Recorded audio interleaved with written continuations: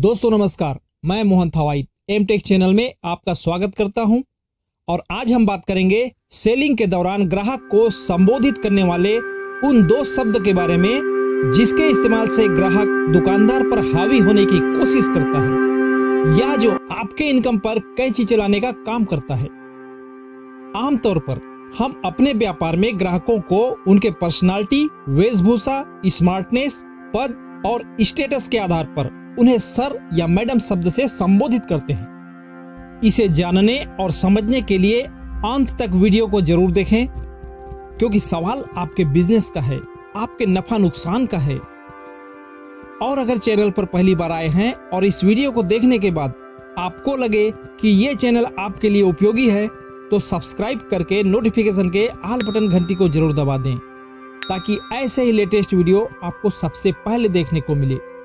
दोस्तों, शायद आपको भी पता होगा कि ऑक्सफोर्ड डिक्शनरी के मुताबिक सर या मैडम शब्द का इस्तेमाल किसी व्यक्ति या महिला को आदर या सम्मान शब्द से संबोधित करने के लिए किया जाता है, ऐसे व्यक्ति को जो किसी ऊंची पोजीशन पर हो।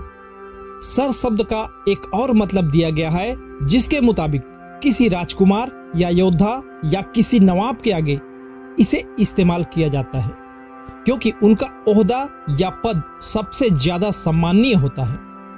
लेकिन आज ये शब्द हर किसी की जुबान से चिपक कर रह गया है।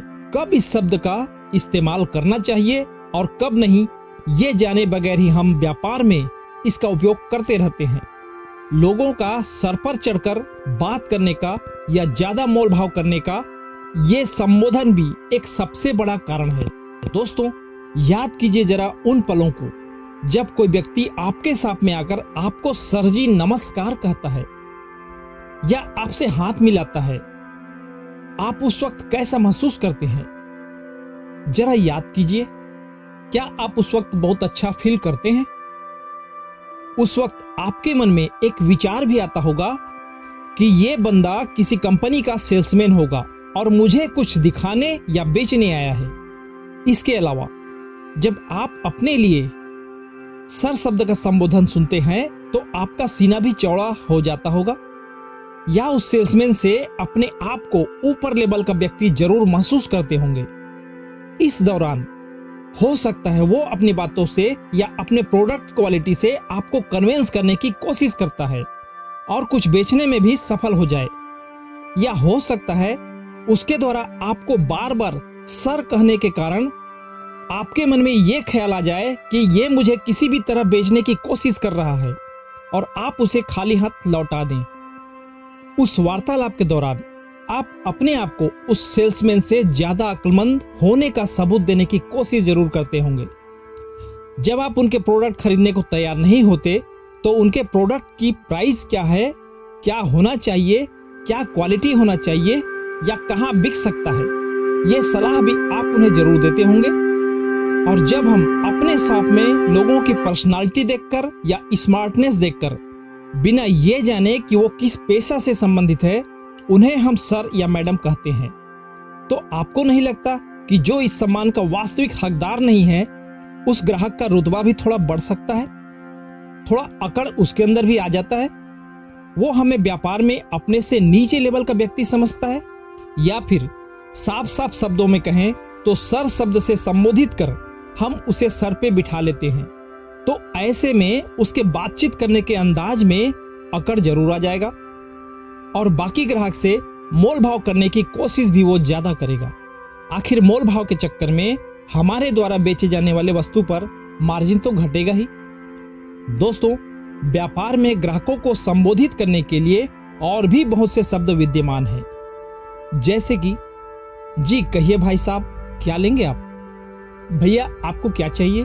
पिता के उम्र के हुए तो चाचा जी, या फिर बोलिए श्रीमान। महोदय आप क्या लेंगे? या फिर आपको क्या चाहिए दोस्त, ये भी बोल सकते हैं। मैडम के स्थान पर दीदी या बहन जी कह सकते हैं, और अगर उम्र में बड़ी हुई तो माँ जी, और सबसे बेस्ट तरीका लोगों को उनके नाम से पुकारना।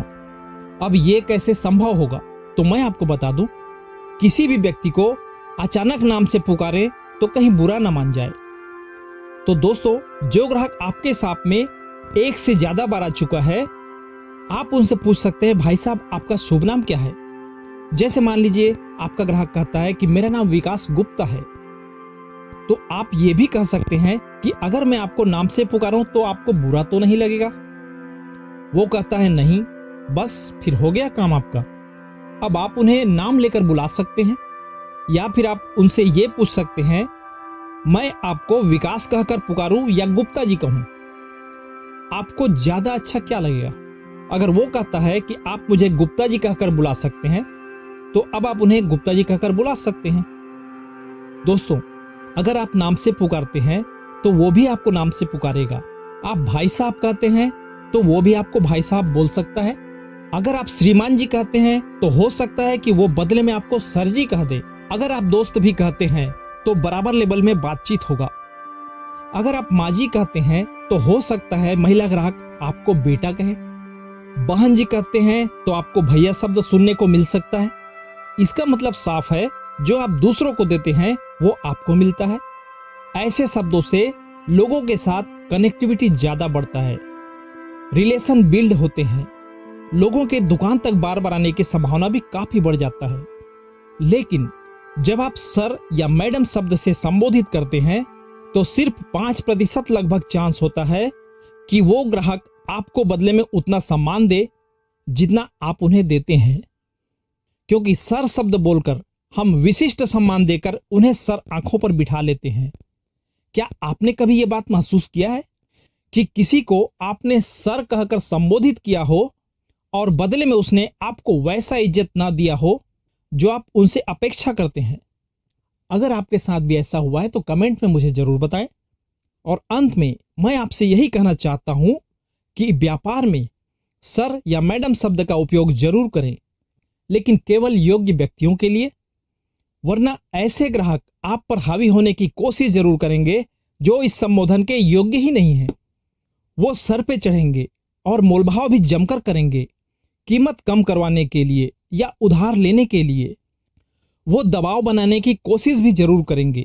मैं आशा करता हूं कि आप सर और मैडम शब्द का बिजनेस में सही इस्तेमाल को अच्छे ढंग से समझ गए होंगे। वीडियो अच्छा लगे तो एक लाइक जरूर कीजिए। अपने यार, दोस्तों और परिचित लोगों को ये वीडियो अवश्य शेयर करें, क्योंकि हो सकता है बदले में वो भी आपको कोई ऐसा वीडियो शेयर करे जो आपके लिए महत्वपूर्ण हो या जिसकी आपको तलाश हो। जय हिंद, वंदे मातरम।